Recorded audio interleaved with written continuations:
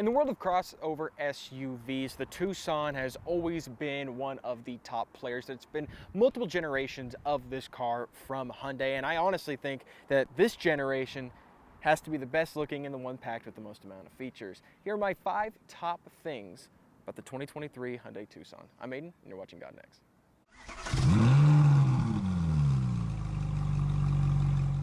Now, Hyundai hasn't always been the brand it is today. A couple years ago, they hired a new designer clearly for their cars, and everything just started looking better. This is also stretched to the Genesis line of vehicles and the Kia line of vehicles, which all fall under the same corporate umbrella. But anyways, the Tucson here does look really good with its future forward styling. Of course, you have the sharper design for the headlights. They're split up in the grille right here on both sides. The metallic paint looks great on this car. These 19-inch rims also look really nice, and the rear taillights are in a nice shape as well. It makes this car look a lot nicer and more expensive than it actually is, which is a good thing because I think for right now, Kia, Hyundai, and, well, not Genesis because they're a luxury brand, but Kia and Hyundai have done an amazing job at really putting themselves at the luxury level within this crossover realm of cars, even though, again, they really aren't that expensive.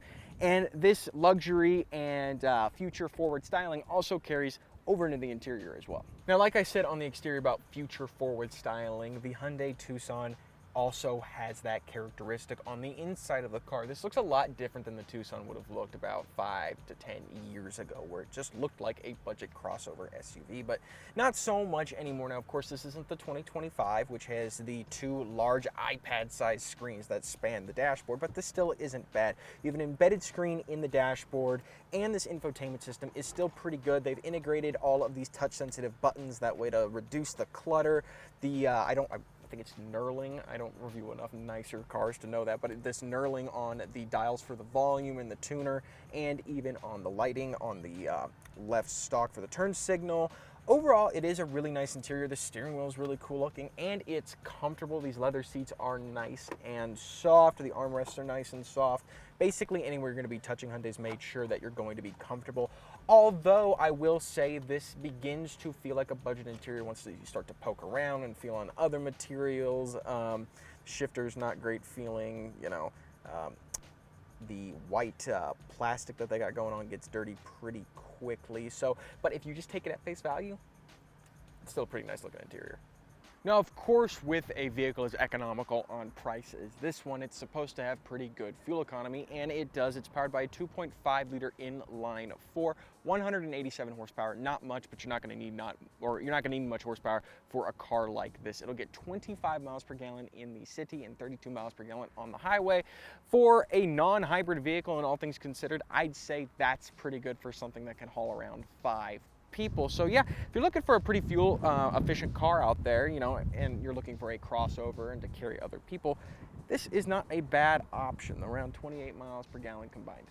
Now, technology in the Tucson is also better than you would expect. Let's start on the connectivity. You have a bunch of USB ports just about everywhere. You have 2 up here for the driver and passenger, 2 in back for the rear passengers. You also have a 12-volt socket, a Qi wireless charger, heated seats up here, everything like that, auto hold, parking cameras, things like that. But when it comes to safety technology and driver assistance technology, it gets even better. For a car for $30,000, not even a few short years ago, you wouldn't expect to have things like adaptive cruise control, lane change assist, or lane keep assist, things like that, but this has it. You have adaptive cruise control on this car, and you also have the lane keep assist, active lane keep assist. So if you click that button, it'll actively try and keep your car within its lane with just, you know, every 15 seconds applying some kind of force to the steering wheel, of course. But yeah, pretty good in terms of technology. And like I said, you have this great and really high quality gauge cluster in front of you, though it does look like they just took like an iPad, chopped it in half, and jammed it into the dashboard. The new one looks much better than this, but at least when they made this one, they were going for that futuristic look, and they at least tried to do it. Now, if cargo space is your concern, the Tucson's got you covered here, along with an electrically opening and closing tailgate. Pretty nice to have. You have 38.7 cubic feet of cargo space back here. If you drop the second row, it's going to turn into 80.3 cubic feet of cargo space. You also have a false floor here that you can store, if you took out the tire, you could store a bunch of stuff under there.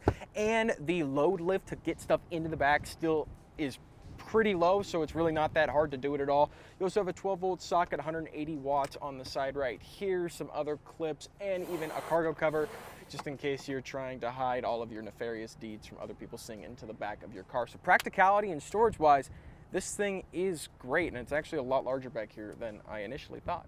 Now, though this car has some quirks and downsides, I think overall, Hyundai has continued to make the Tucson a great value proposition for anyone looking for a crossover SUV under $40,000, which, believe it or not, is getting increasingly harder as inflation raises the prices of cars and interest rates also sucking. So if you guys like the video, make sure you hit that like button down below. If you want to see more from us, make sure you subscribe, and I'll see you all in the next video.